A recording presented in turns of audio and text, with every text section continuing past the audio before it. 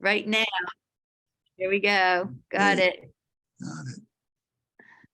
Now, will this be on YouTube or something like that? Yeah, it will.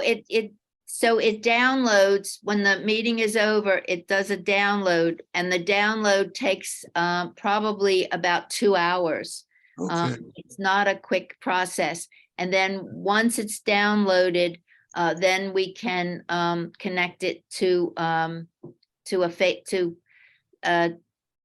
any of the different things. Yeah, we yeah, can connect it. Hi, Kyle. Good to see you're finally getting here. yes, I would like to, send the Carol, link. welcome. Welcome. Yeah. You. I would like to send the link to the people in Romania. Yeah, for YouTube, the YouTube link is kind of pretty easy to use. Yeah, So we'll Right. get it dedicated to just your presentation, so they don't have to wade through a lot of stuff. So Okay, great, that'd be nice. that should work. Just Great. give me a day or so. No rush. I just was Nothing- curious nothing as to quick. whether we could do it or Yeah. not, that's all. Yeah. And I pretty much sent out the announcement about your exhibit in Romania. So Yeah. I think pretty much everyone who's kind of logging in has seen it, I hope. Yeah, I'm an international artist now. Well deserves. It was just that the pictures that they sent from the exhibit were just really to see these people so mesmerized by your work. Yeah, it was a terrific turnout. I was very, I'll show you quickly before I start to talk. I'll show a couple of the pictures from the opening. Yeah. Okay, we're at 6 minutes after. John, whenever you're ready, you can All right. start. All right, we'll start sharing my screen. And before I start to talk, I'll just quickly show you a couple of these pictures from Romania. This was the entrance. This is the entrance into the gallery, little hallway. The gallery was a medieval wine cellar, so it has a lot of character, which is sort of perfect for these photographs. Here's the gentleman, Jan Hadrick, who's the artistic director of the center, and he's giving a little talk at the beginning of I guess at the start of the reception. And this is the crowd from the other side of the room. So it's a great turnout, man. I'm flabbergasted and thrilled. Let's see, a couple of people enjoying the exhibit. You can see the walls, how the old walls here. The texture of the walls is just perfect for the photographs in this project. And let's see, here's a young lady. There was always somebody taking a picture of a picture in an exhibit, but that's okay. Fine with that. But anyway, enough of that. So let's get to Adobe Churches. And let me turn this to a slideshow. Oh, how do I get me out of the way here? There we go. Okay. Whoops. Somehow, not at the beginning. There we go. Adobe Churches of New Mexico, made of earth and faith. Can everybody hear me okay? I guess, yeah, Yep. okay. Yeah, okay, good.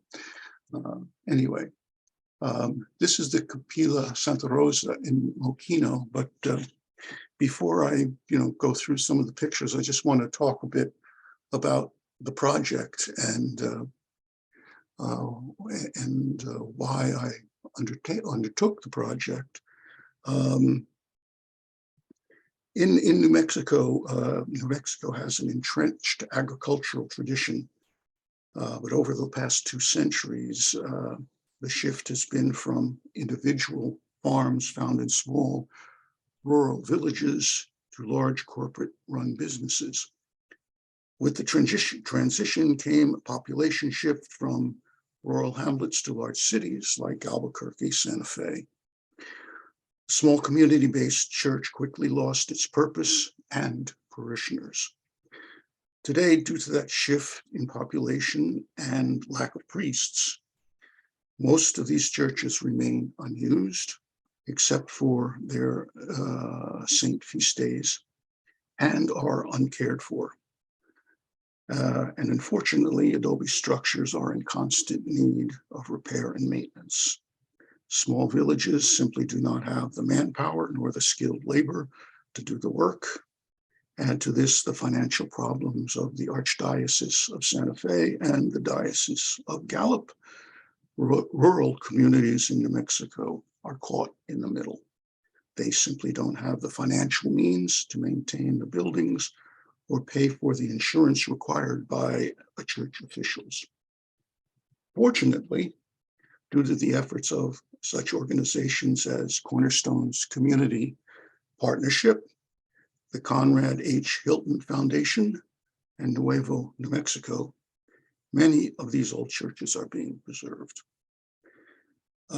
When I began this project in 2004, believe it or not, I photographed any and all Adobe churches that I could find, and I continue to do this. However, the focus of my project has evolved to concentrate on those churches that continue to be maintained in a traditional manner. That means those churches that use mud and straw or lime plaster to cover the exterior walls of the buildings. And over the years, there are fewer and fewer churches that meet this criteria. Churches are either left to the forces of nature, replaced with modern structures, or covered over with modern materials such as stucco, which has problems of its own, as you will see. Now, I'll talk a little bit about this, the Capilla Santa Rosalia in Mochino.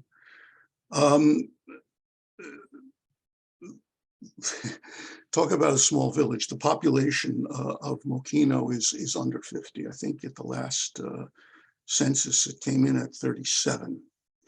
The area was settled by miners from Sicily, and they named their church after Santa Rosalia, the patron saint of Palermo. I had quite an interesting adventure while photographing the church.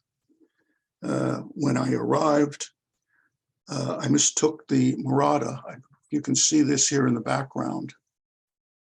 That's the Murata. Here in the foreground, that's the church. I mistook the Murata, which had recently been renovated, for the church that I had been sent to photograph by the Diocese of Gallup. Within minutes, the mayordomo arrived, making clear that I was not to photograph the Murata. I explained that I was sent by the diocese and that I had mistaken the Murata for the church.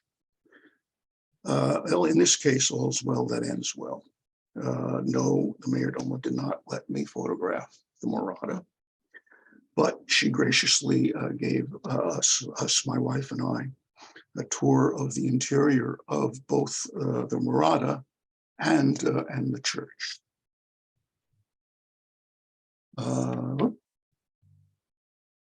Adobe, a labor of faith. This is Our Lady of Loretta in Vivo. And in this photograph, you can see the transition on the left here.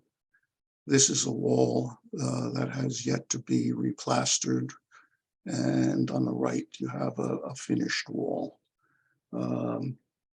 Adobe, it's a construction material with several attractive characteristics. It's low cost, locally available. Basically, it's made from the dirt around the building.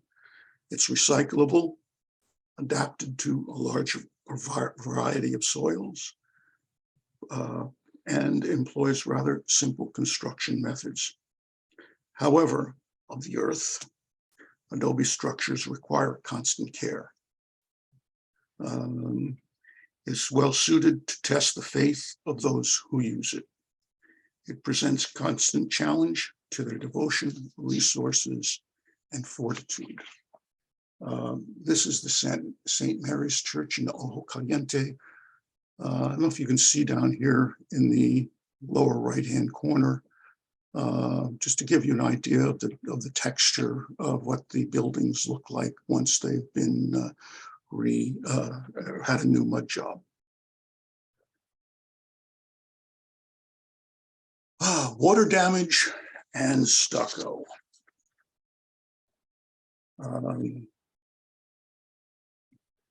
This is the Santuario in Chimayo. And I've never gotten a good picture of this. It bugs me, but what are you going to do? Anyway, the Santuario is referred to as the Lords of the West. That's two feast days, January 15th and July 25th. And this is an active church. It's one of the few that remains active. The village was settled in 1695. The church, a church on the site, dates back to 1814. In 1970, the church was designated a National Historic Site. It is believed that the church was built on sacred earth that contains healing powers. Pilgrims visit the church and take small samples of the healing earth with them. People who have been healed leave crutches and braces to hang on the walls of the room just off the main chapel.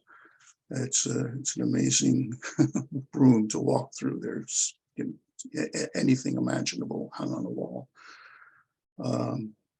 During Holy Week, thousands of pilgrims walk part of the main road from Española to Chimayo to arrive at the sanctuary on Good Friday.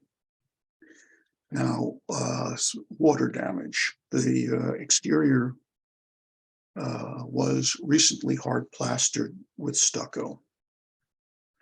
And unfortunately, water was trapped between the exterior walls and the interior walls. The Adobe bricks began to deteriorate.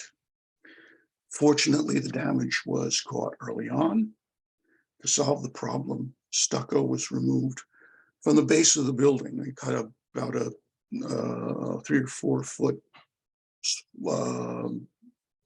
section just out of the bottom of the building, and then replastered that with mud and straw, and it allows the walls to breathe and water to evaporate. This is the San Miguel Mission in Socorro, and not this particular building, but a church on this site dates to 1598, when a gentleman by the name of Juan de Onate led 400 colonists north from Mexico. The church was destroyed in 1680 during the Pueblo Revolt. And you'll hear that mentioned several times throughout this talk, the Pueblo Revolt, that is. The modern church that you see here was completed in 1821. And the church gets its name from the Archangel Saint Michael, who was said to have appeared during an Apache raid and scared off the invaders. Back to water damage. In 2010, water had just gotten trapped inside the walls, the sucker walls, and damaged the interior Adobe bricks, and they could no longer support the roof. The roof caved in. Fortunately, $1 million grant from the Conrad H. Hilton Foundation paid for the renovations, and the church was able to reopen in 2015. Another example, this is San Antonio de Padua in Cuesta. Cuesta, another old village, was settled in 1842. Their first church was built in 1860. Their feast day is June 16th. And again, water trapped inside the exterior stucco walls caused the north wall of the structure just to collapse. And you can see here, it's quite an undertaking to do the repairs, and it was managed by the Cornerstones organization.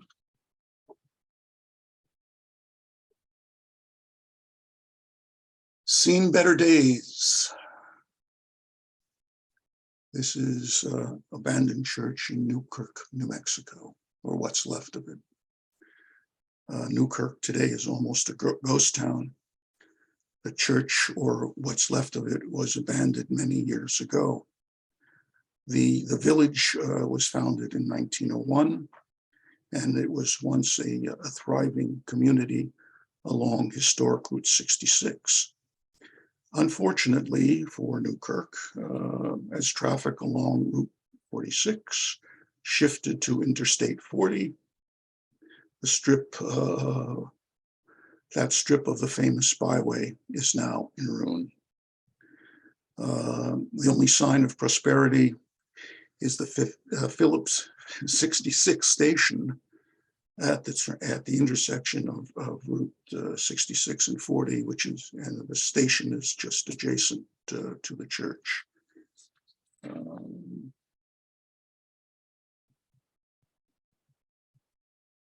Agua Negra Presbyterian Church in Holman, and yes, I said Presbyterian. The town, a village, whatever you want to call it, in Holman dates to 1895. I'm sorry, that the church dates to 1895. The town itself was founded in 1881. I've included this church as an example of the work done by Presbyterian missionaries during the late 1800s to convert the native population to Christianity.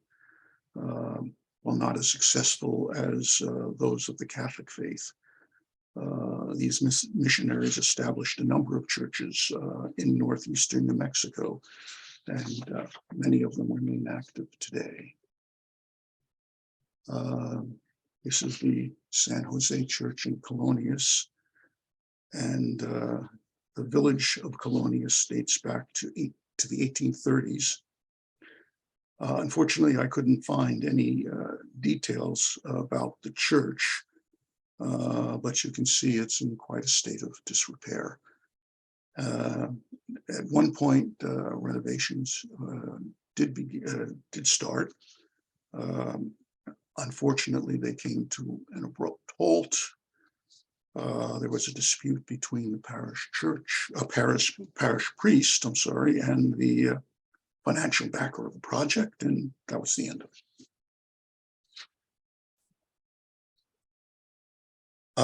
Living on borrowed time. This is Nuestra Señora de la Luz in Canyoncito at Apache Canyon. Their feast day is May 21st. The church was built in the late 1800s. I don't have an exact date. And it lies only a few yards from major interstate highway. And if you can see this, can you see my cursor right here? You can see that's the wall that's separating the highway from the road just in front of the church. And vibrations from the heavy traffic, especially those big rig trucks, threaten the structural stability of the building. A note of history, in 1862, the Union Army struck a decisive blow through the Confederate forces for the possession of the West along the base of the base of the Rocky Mountains, and that battle took place maybe 50 yards from where the church is. Is the front, What, Chris? is this the front of it? That, yeah, the cross, the crucifix on the right is at the front of the building. Saved. Several churches have been saved either by Cornerstone's community properties or the Conrad Hilton Foundation. Mr. Hilton was a native of New Mexico. That's why his interest in these projects. On the right, you see the San Jose Church in Upper Roqueada. And in 1986, it was declared structurally unsafe. It was almost ready to collapse. The village residents banded together, and with the help from Cornerstones, the church was rededicated in 1995. Now, that sounds like a simple story, but far from it. The renovations took about 10 years, and when the renovations began, the youngest member of the crew was 80 years old. So you can see that these small villages just, the younger people left, and, the older people with the skills are the only ones that remained. On the right is the feast day, San Rafael in La Cueva. Its feast day is October 24th. The village itself dates to 1851. The church was built in 1862. And take note of the French Gothic door and windows here on the left. That's quite unusual for an Adobe church.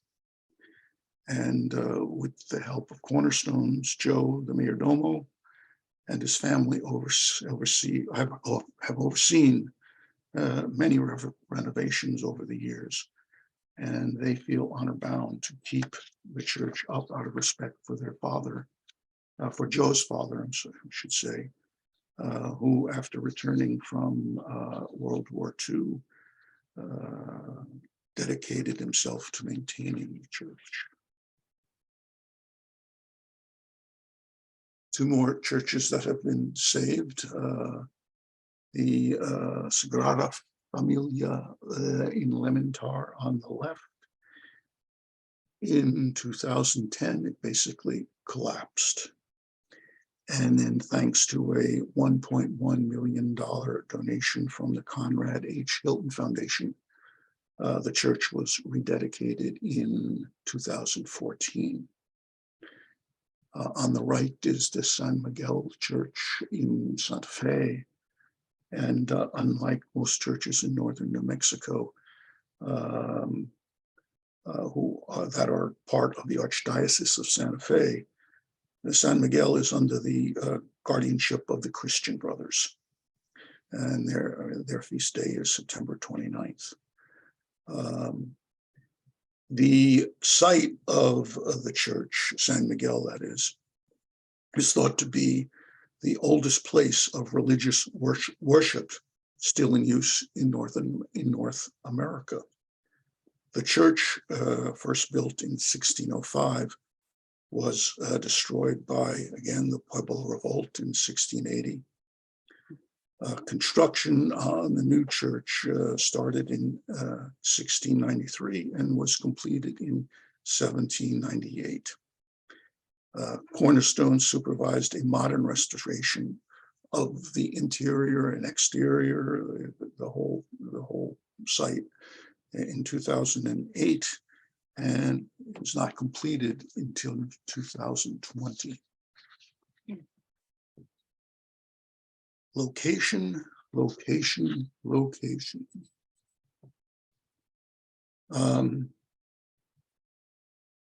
Santissima Trinidad in Arroyo Seco, and on the left, and San Isidro in Agua Fria are examples of churches that have survived because of the thriving small towns in which they are located. The feast day for Santissima Trinidad is September 15th.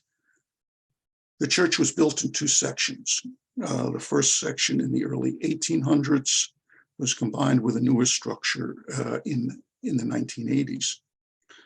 The village is a trendy tourist stop along the foothills of New Mexico's ski country. I'm having a hard time here, with interesting shops that feature local crafts and an assortment of restaurants to satisfy hungry tourists. And the feast day for San Isidro is May 15th. That church was built in 1835, and the interior is famous for its altar screen, which was painted by Luis Tapia, one of the most famous santeros, and for its tin-framed Station of the Cross. And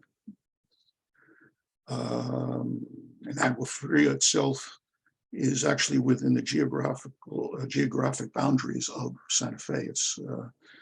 It's about a 10-minute drive, not even a 10-minute drive from Santa Fe. And the community has grown over the years as a bedroom community for the capital. Farming communities. Many churches have been saved because of their location in prosperous farming communities. As the rest, it just makes sense. As the residents prospered, so did their houses of worship. On the left is Santa Rita Mission Church in Lucero. It's one of my favorite churches. You drive through what seems like an endless rich farm and ranch land before you come to this tiny village of the little church, and 4 or 5 houses there. That's about it. The church dates to 1886, and the feast day is May 22nd. And on the right, the Sagrado Corazon in Rainsville was built in 1910. Feast day is May 3rd.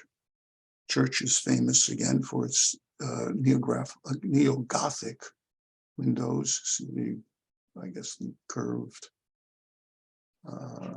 joining at the top of the window. And the village is celebrated for its many apple orchards. 2 more churches in prosperous farming communities. San Acacio de las Golondrinas in Golondrinas dates to 1862. Feast day, June 22nd. Golondrinas is the Spanish word for swallows. And I guess the swallows come back to Golondrinas every year. They are noted for nesting in that area. Santonino de Atocha in Buena Vista was built in 1876. Feast days, in this case, varies.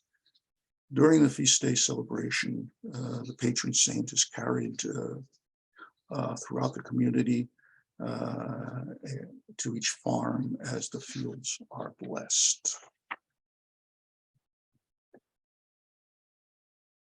The pueblos, another source of saving many churches. San Francisco de Asís, Rancho de Taos. Feast day is October 4. This is the most famous photographed, or not most famous, but the most photographed and painted church in New Mexico.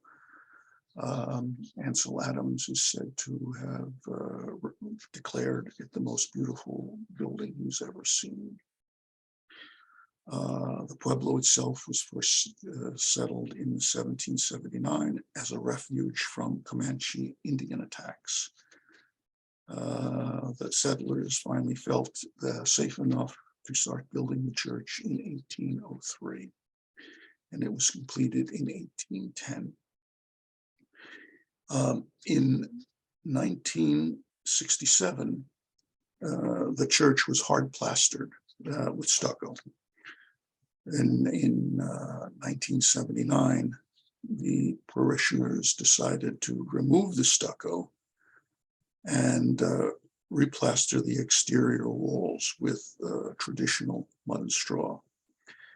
They decided their culture, their rituals, and traditions were more important than the labor-saving stucco. So I give them a lot of credit. Santa Clara Church, Santa Clara Pueblo. Feast day, August 12. Historians date this pueblo to the 14th century, early 14th century.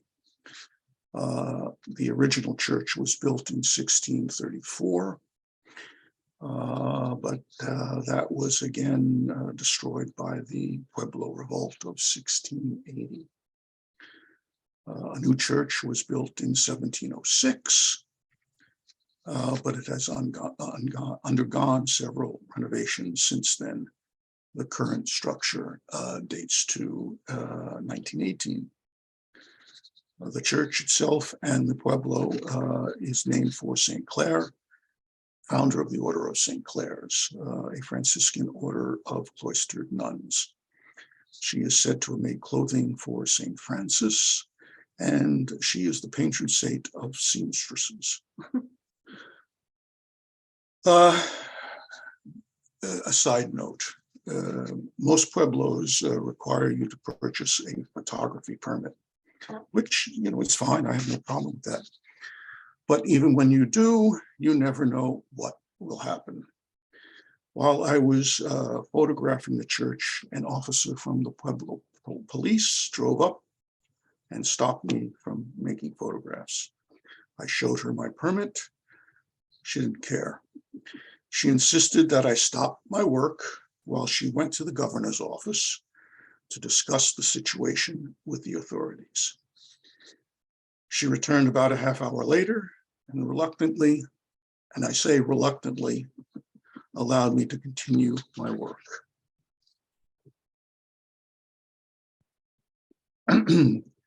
This is San Lorenzo de Picoris Pueblo, feast days, 2 feast days, August 9th and August 10th. The first Pueblo church dates to the mid-1500s. And over the years, the church was rebuilt many times due to fires, the Pueblo Revolt of 1680, and a Comanche raid of 1769. In 1986, the modern church was leveled because of structural damage, water seepage again, and it was rebuilt in 1988. And this is, basically the church from that time. The Pueblo residents remud the church each summer. In a close-up of the bell tower on the right, you can see how much the mud and straw deteriorates over a year. It's a constant, as I said earlier, Adobe is in constant need of care.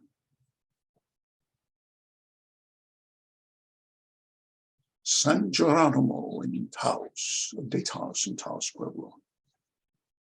And among many other things, Taos Pueblo is famous for its feral dogs. And before you ask, this fellow was only taking a nap. A moment or two after I took this picture, he was, up and running around. Their feast day is September 30th. The Pueblo's first church dates to 1706, and it was burnt to the ground during the Taos uprising of 1847. During that rebellion, Charles Bent, who was then the governor of Taos, was scalped and killed. In retaliation, troops attacked the Pueblo, and the residents took sanctuary in the church. The troops burned the church to the ground with everybody inside. Today, the remains of that old church is the centerpiece of the Pueblo Cemetery. New church was built around 1850 and then remodeled in the 1920s. Penitentes. This is the Penitente Morada in Abiqui.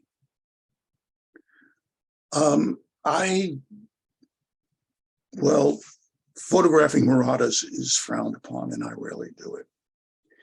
If you do photograph one, be ready for a hermano, a member of the morada, to find you pretty quick and ask you to stop. Some are pleasant about it, while others are not. The best advice I can offer you is be polite and move on. A friend of mine who's a painter wanted to undertake a project of painting all of the moradas throughout New Mexico. I don't know how many there are, but there are many of them. And word got out, and she was discouraged. In fact, she was threatened. So they take very seriously not photographing the penitentes.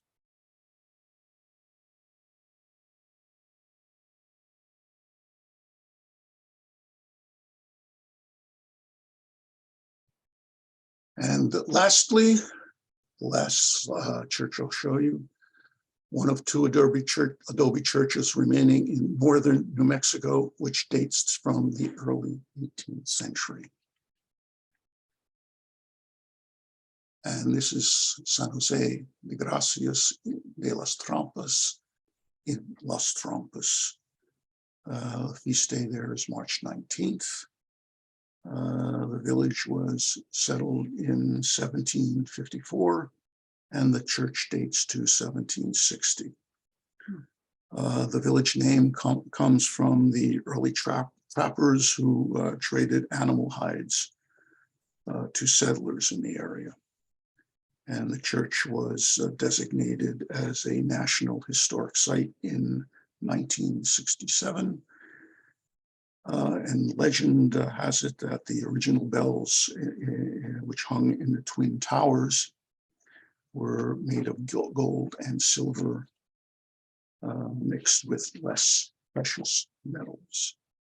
And that is the end. I thank you. And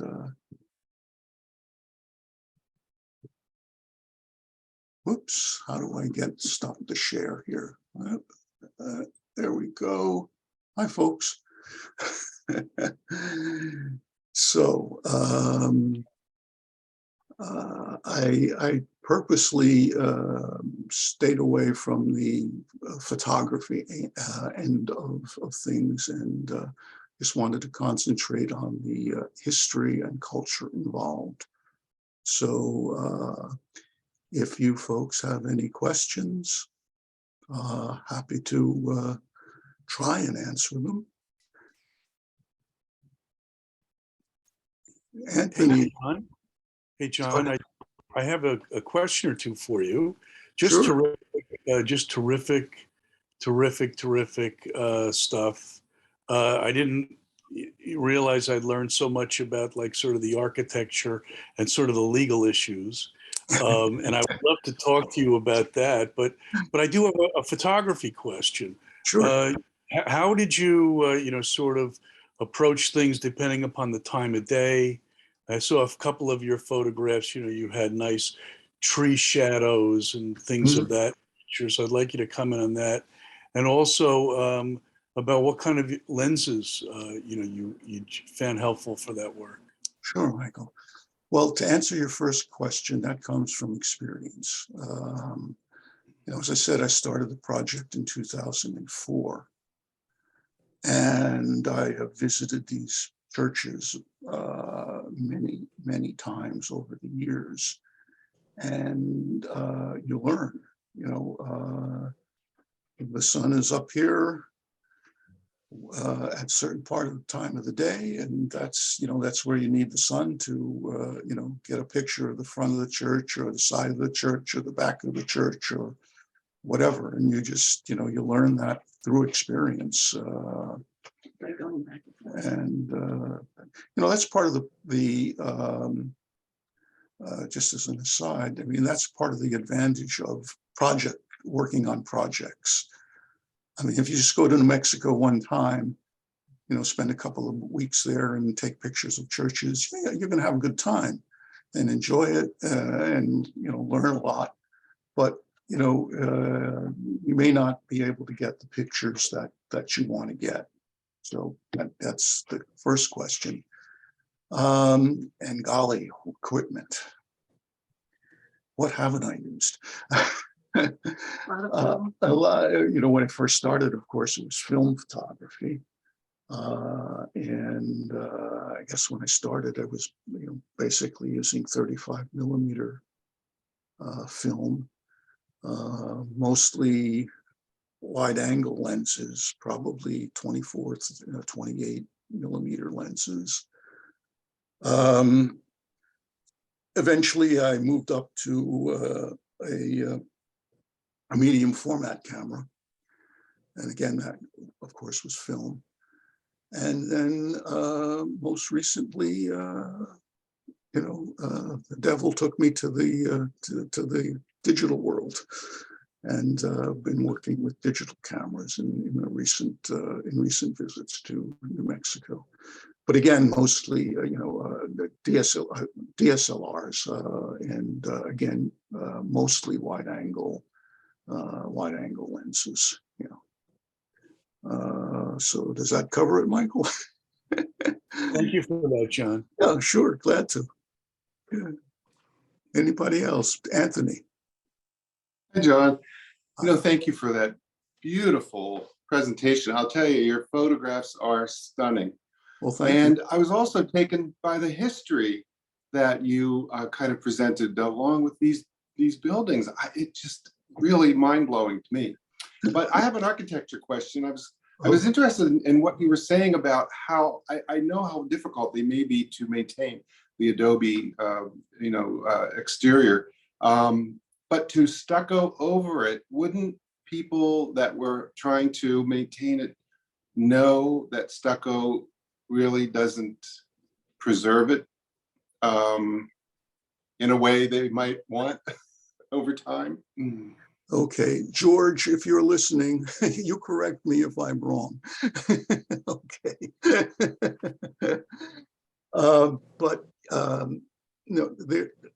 Look, stucco is a great product, and there's nothing wrong with using stucco. The problem with stucco is that you have to be extremely careful with it. If you, leave the slightest little crack, water is going to get in there. And the problem with stucco is that the interior walls of these churches, which are also made of Adobe bricks. I mean, they're not cement block or anything like that. They're Adobe bricks, They slap together mud and straw, put it in a frame, and you have an adobe brick. So when that water gets trapped, it begins to deteriorate the interior walls. And if it's not caught in time, as in what happened in Socorro, the whole roof collapsed. Or worst case, in I don't know if it's a worst case, but in Cuesta, the whole wall collapsed. So, and to answer your question, I guess they just didn't know when the maintenance of these buildings is very labor intensive.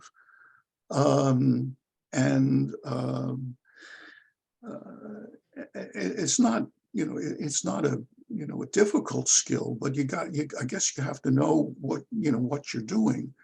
And the younger people moved off. They didn't learn the skills. The few older people that are left, they're there to do it. But as I said in the one church, the youngest member of the crew was 80 years old. Yeah. So they figured, well, here's a time-saving, labor-saving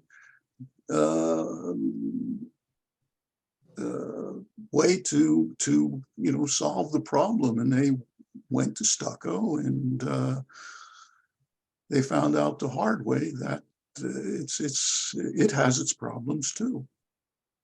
And even with Adobe, if you use the mud and straw, the two traditional coverings are mud and straw or lime plaster, depending on the soil around the church.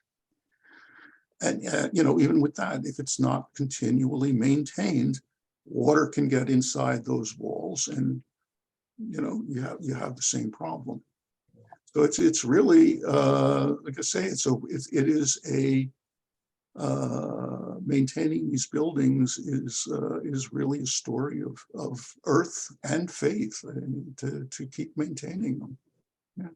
So Thank you very much. you're welcome, Anthony. George, did I do a good job? Yeah, Alden ought to check me on this. Everything you said is true. But there's one other relevant thing, and that's what the stucco is attached to. Mm-hmm. So if they're skilled, they'll know what has to be behind the stucco in order for it to endure. Yeah. And if they're, as you're saying, not that experienced in stucco, Yeah. they may just attach it to whatever is there, and that would doom it from the start if it wasn't the appropriate material.